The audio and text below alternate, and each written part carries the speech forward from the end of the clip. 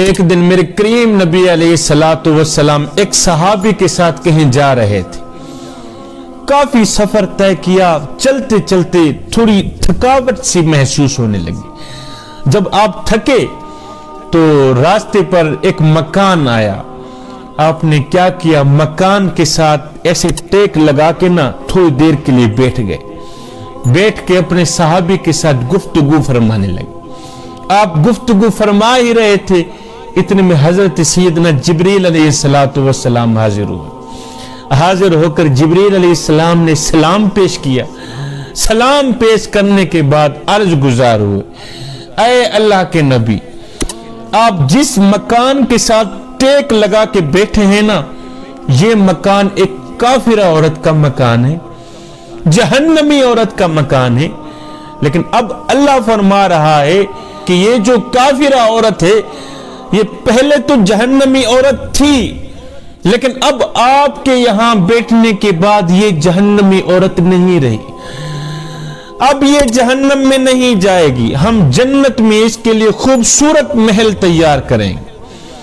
پہلے یہ جہنمی تھی، آپ کے یہاں بیٹھنے کے بعد اب یہ جہنمی نہیں رہی، اب یہ جنتی ہی جنتی ہے. میرے کریم نبی نے فرمایا وہ کیسے؟ جبریل علیہ السلام عرض گزار ہوئے، اے اللہ کے نبی، اللہ فرما رہا ہے کہ اب یہ عورت جنت میں اس لیے جائے گی کہ اس کے مکان کی دیوار کے ساتھ آپ کا کندھا مبارک لگ گیا. اب یہ عورت جنت میں اس لیے جائے گی کہ اس کے مکان کی دیوار کے ساتھ آپ ٹیک لگا کے بیٹھے ہیں، اس کے مکان کی دیوار کے ساتھ آپ کا کندھا مبارک لگ گیا ہے. اے میرے حبیب، ہمیں حیا آتی ہے کہ آپ کے کندھے مبارک سے لگی دیوار کے سائے کے نیچے عورت بیٹھے جائے جہنم میں، یہ ہماری رحمت گوارا ہی نہیں کرتی. اے میرے حبیب، ہمیں حیا آتی ہے، ہمیں شرم آتی ہے کہ آپ کے کندھے مبارک سے لگی دیوار کے سائے تلے عورت بیٹھے جائے جہنم میں، یہ ہماری رحمت گوارا ہی نہیں کرتی. پہلے یہ عورت جہنمی تھی، اب آپ کے یہاں بیٹھنے کے بعد یہ جہنمی نہیں رہی. میرے نبی نے دونوں ہاتھ اٹھائے، کہا آمین، شکر ہے میرے مالک تیرا. یہ کہتے ہوئے میرے نبی اٹھے، چل پڑے آگے کی طرف.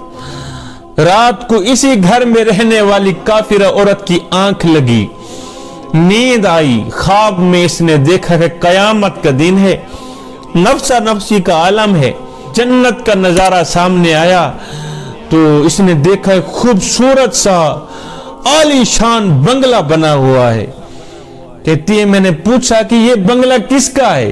تو کہنے والوں نے کہا فلاں نامی عورت کا ہے. کہا وہ نام تو میرا ہے، وہ تو میں ہی ہوں، پھر تو یہ بنگلہ میرا ہوا. کہا پھر آپ کا یہ ہے؟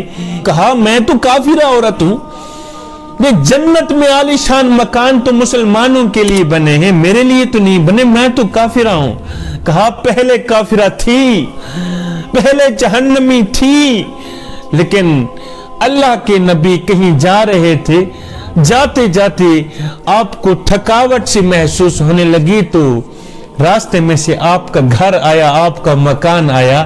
اللہ کے نبی نے آپ کے مکان کی دیوار کے ساتھ ٹیک لگا کر تھوڑی دیر بیٹھ گئے. آپ کی دیوار اللہ کے نبی کے کندھوں کے ساتھ لگ گئی ہے.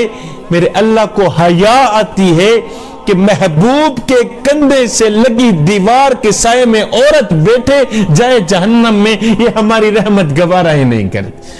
اب تو جنتی ہی جنتی، یہ محل تیرے نام کا ہے.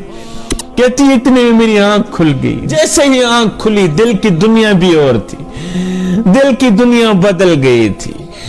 اٹھی فوراً دوڑتی ہوئی گئی، میرے کریم نبی کے قدموں پہ جا گری، قدم بھی چوم رہی تھی، ساتھ میں کہہ رہی تھی اے اللہ کے نبی، میں قربان آپ کے نام پر، میں قربان آپ کی شان پر، میں قربان آپ کے مقام پر. جس طرح آپ نے اپنا کندھا مبارک لگا کے میرے گھر کی مٹی پاک کی ہے، اسی طرح مجھے کلمہ پڑھا کہ میرا دل بھی پاک کر دے. اللہ اکبر. جس طرح आपने अपना कंधा मुबारक लगा के मेरा घर पाक किया है, मेरा घर साफ किया है। इसी तरह मुझे कलमा पढ़ा के मेरा दिल भी पाक व साफ कर दे।